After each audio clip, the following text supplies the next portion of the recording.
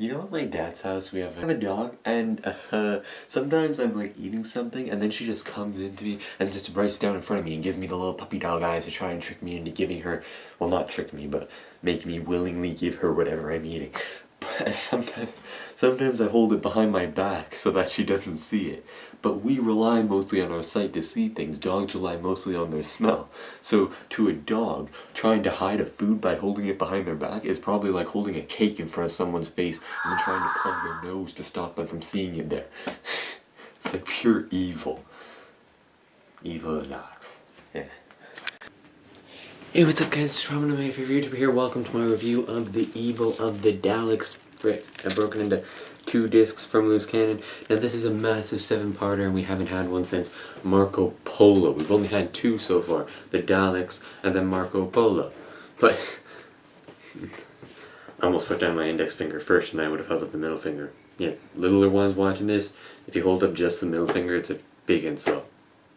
Just don't do it on purpose. But anyway, this is that massive 7-parter. This is the part 2 one. Okay, let's go.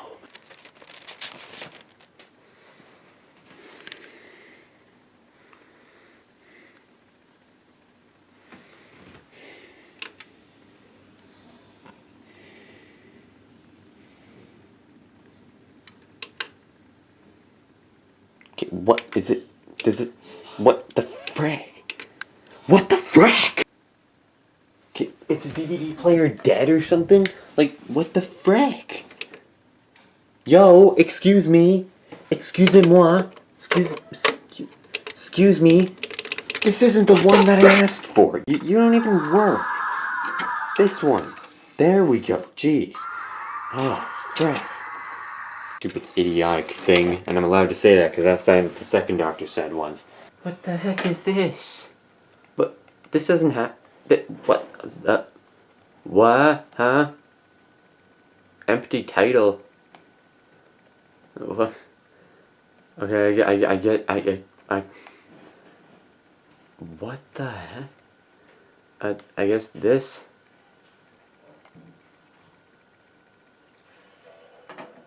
Okay, here we go.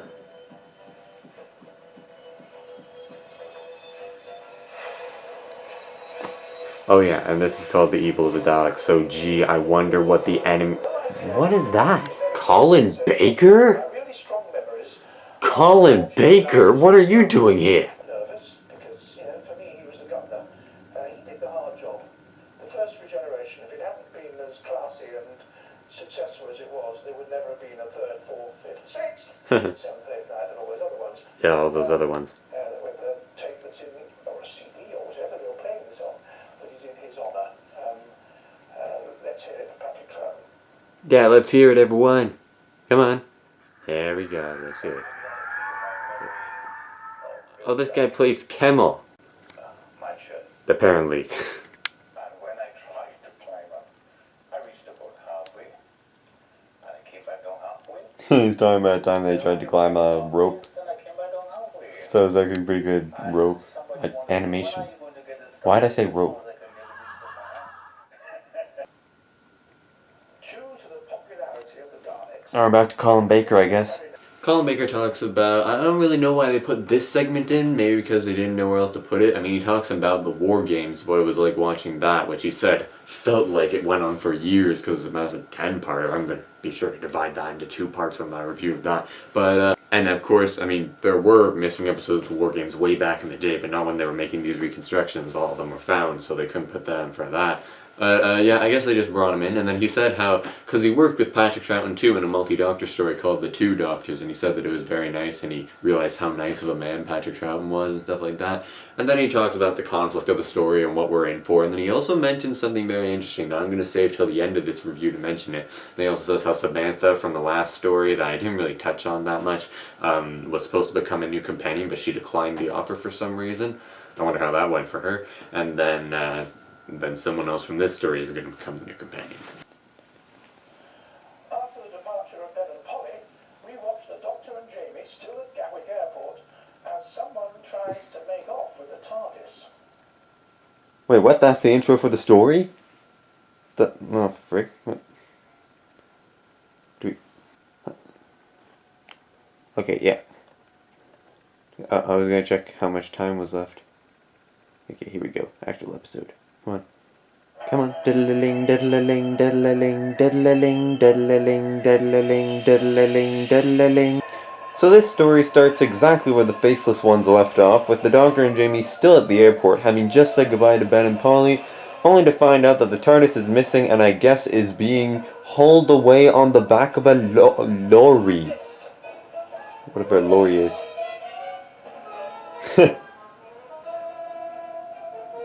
I have a feeling that if this existed, it would have looked just like, you know, Batman running down the streets in the 60s. Holy marathon, I'm getting a stitch, Batman!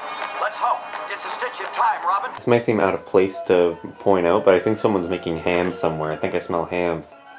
Also, what's with this dramatic zoom in here? Yeah, we know the Doctor and Jamie are there. We noticed that. Doctor and Jamie give up their pursuit of the lorry.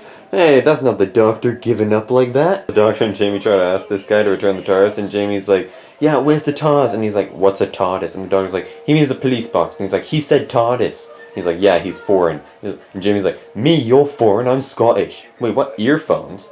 They had earphones back here? Or is this another futuristic thing? I like this. They're reusing this clip from the Faceless Ones, but putting it alongside this telesnap. That's pretty cool.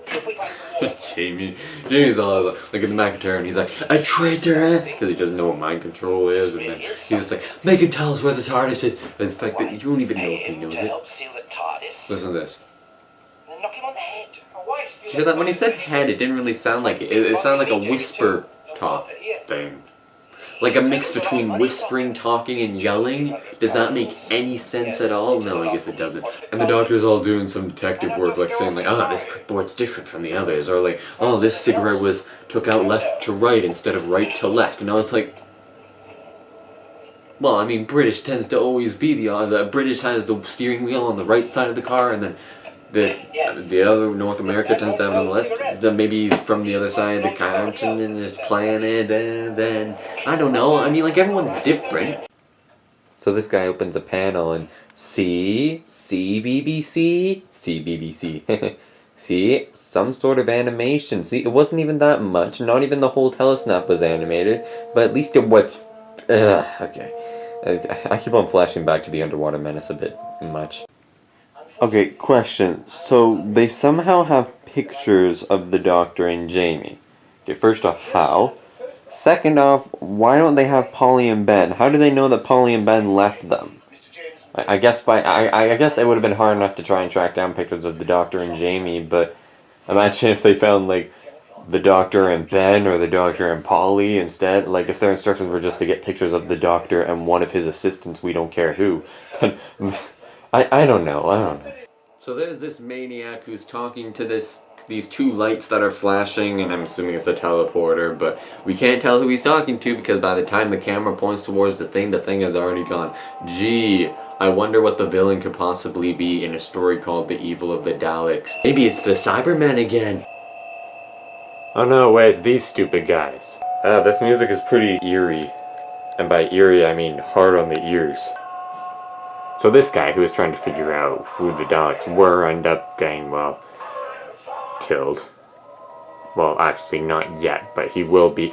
Like you know, like the main hang on. You know how if a main character is almost gonna be dead and then they end it on a cliffhanger, then they all of a sudden just get out of it completely alive in the beginning of the next episode. But once anyone else, they die. Either way, the cliffhanger just seems kinda odd to be there, because if they just live, then oh well, then that was much point of the cliffhanger, and if they just die, then that's even less point of the cliffhanger. Anyway, moving on to episode duh. Kennedy lies dead on the floor. The Dalek back. Dang it, they're doing a summary for episode 2 again. I need to go get the Lost in Time. Doctor Who Lost in Time. Da da da.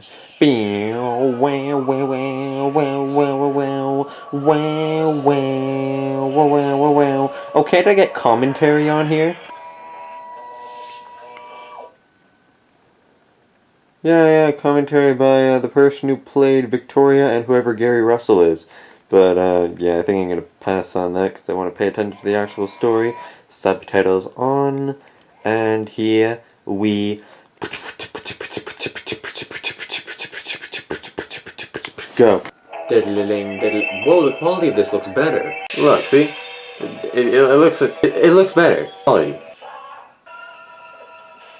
There you go, see, he's dead. And in the Colin Baker summary of this on Loose Cannon, the dog backs into the thing and disappears. Here, it just kind of looks like he disappears if you're not paying attention, because he backs up like, not much.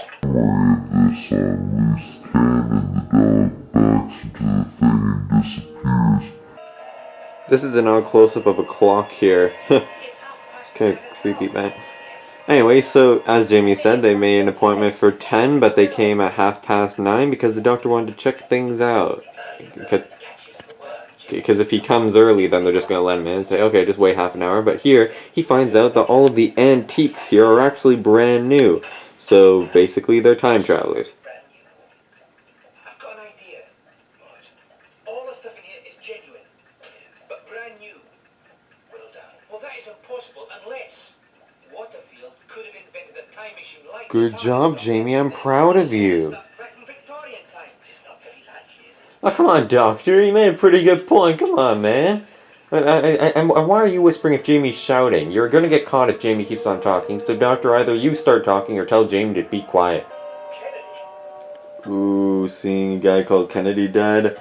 Yeah, the assassination of a U.S. president, John F. Kennedy. Assassination means murder, by the way. But, like, that happened literally the day before Doctor Who aired.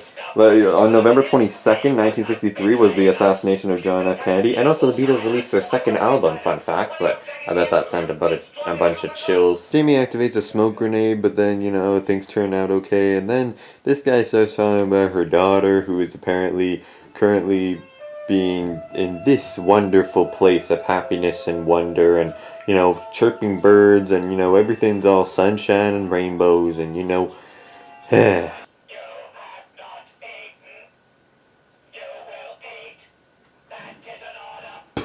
You will not feed the flying pests outside. Imagine being in jail already and being served gross food. Never mind being told, like, you will eat. That is an order.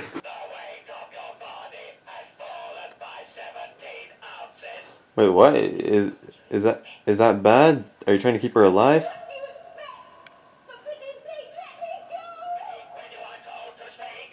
Yeah, I've heard that before. You will not speak unless if we tell you to speak, and when we tell you to speak, you will speak. How? You have a plunger and a cake whisker. How are you going to force feed her?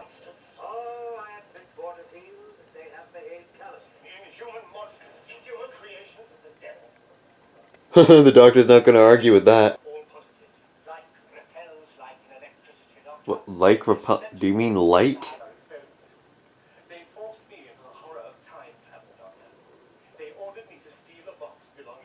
Ah.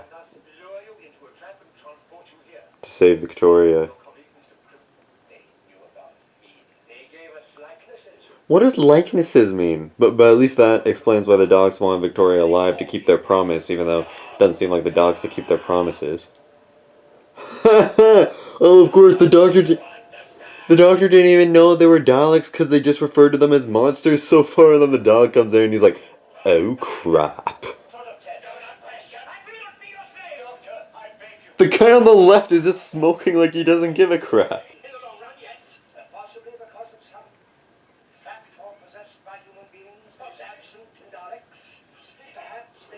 Doctor, he's trying to talk. You're the one who's interrupting him. That is not how you hide behind a curtain. But why does everyone always get beaten by just one whack on the back like that? So the cliffhanger of part 2 is basically the Daleks, you know, saying the classic, "We are the masters, da da da, we're gonna win."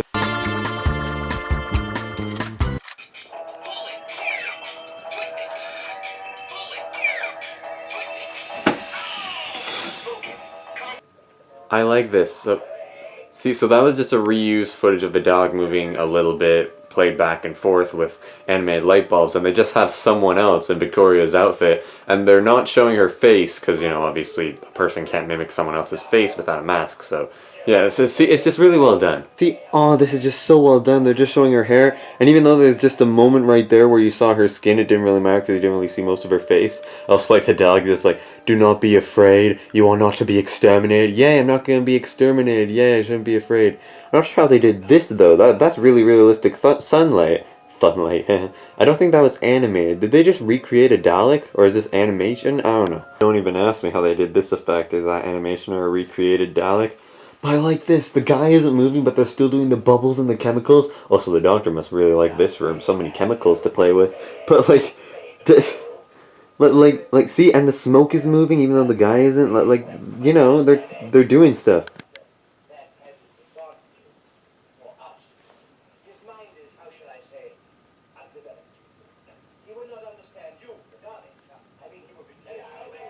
Huh, see, they made the lights light up and stuff like that. And the animation of the Dalek going through the door.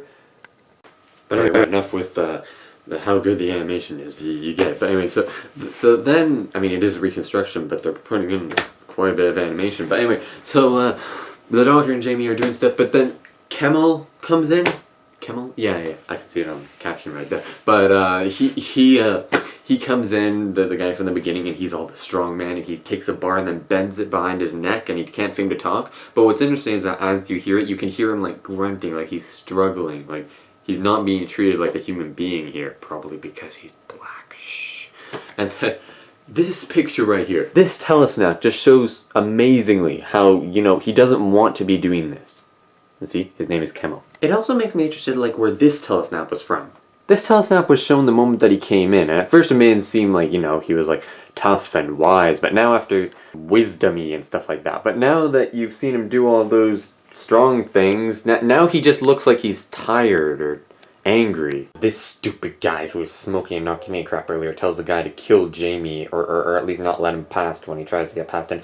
More cool Dalek animation? Okay, sorry, I'll stop showing the animation. Oh my goodness, and he lights a candle, see? And like, the candle's moving and the flame and stuff like that. Anyway, so then he goes to show a door that he wants to make Jamie go through, and then... Oh my god, it's an actual like hand movement, and the door opens and stuff like that, and then... Wow! Wait, what was that moving down? Future me, play that back. The guy looks terrified. So apparently the Daleks are wondering why the humans always defeat them when it's the Doctor and he's not human. But then they figure that there's a human factor that makes them human, that makes them win. So the Daleks want to mimic that human factor and put it inside them, and they're gonna ask the Doctor for help by experimenting on Jamie. And when the Doctor asks, why not me? I'm thinking it's obvious, the Doctor's a Time Lord. And the Daleks say, no, it's because you've traveled through time and space so much you are more than human. Okay? And this is the dog going through the door again, but quicker. Ah, sorry, I said no more showing off the animation. So the Doctor and Jamie have an argument, and the Doctor's like, no, Jamie, you cannot go after Victoria because the Daleks made him promise to not tell Jamie anything, otherwise he dies or something. But then, Loose Cannon always does these captions, but they did a caption, then it stopped, and then another caption rolled in before the end didn't even reach it, and then that one stops, and then the third one comes. It's just weird. There's also an animation of a candle, and then there's a little ring around it that doesn't move, and then the candle occasionally pokes out of the ring or something. Anyway, so then Jamie goes into the trap door, but he doesn't get hit by the spikes because he stopped before the spikes hit him, and then he slips underneath, and then Kemal comes walking towards him, and that's the cliffhanger for part 3.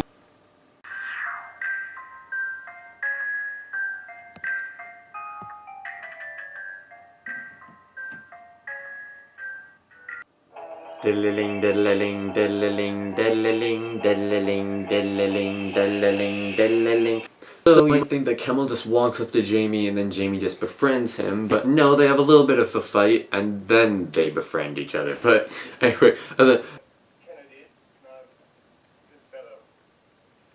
How many people must die so that my daughter might live? We are not the murderers.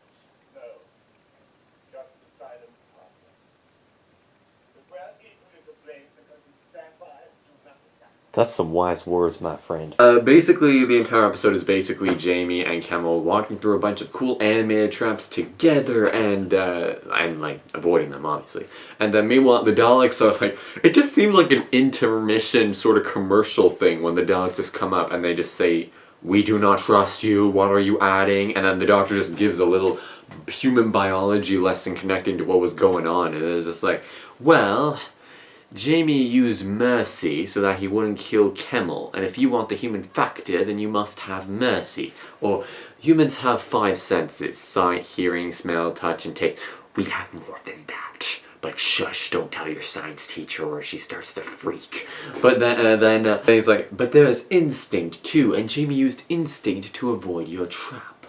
If you want the human factor, you must have instinct too. The Daleks have an inspection, and inspection is when they go in and they then find Victoria and they're like, "Name?" And she's like, "Victoria, you know my name." He's like, "I said be quiet. The inspection's over. Now go." The point of this flick of a telesnap right here, his mouth just kind of shifts. Are these really 2 different telesnaps? So the Daleks do another inspection, and the Doctor does another thing that honestly feels like Lemony Snicket intermission from a series of unfortunate events, saying like, "Jamie is planning ahead, you just go with the flow, and just wing it, but then that's like committing suicide because you're not planning for the future. Jamie isn't planning on how he'll get back." But, like, Doctor, you tend to wing it all the time, especially in your 9th or 10th incarnation, I should say. Like the 9th Doctor, played by Christopher Eccleston, but technically 10th incarnation. It gets complicated in the 50th anniversary special. I know, this is where they climb the rope. So Jamie and Kemal reach the top, and then a Dalek comes in, and Jamie and Kemal hide behind a door, and then will the Dalek find them? That's the cliffhanger for part 4. I'm gonna go take a break. I'm gonna come back, review the final 3 episodes on a later day. I'm not sure if I'm gonna divide this review into 2 parts or not, but this is 25 minutes long now already, and I've only reviewed the first 4 parts. See you next time. Bye-bye.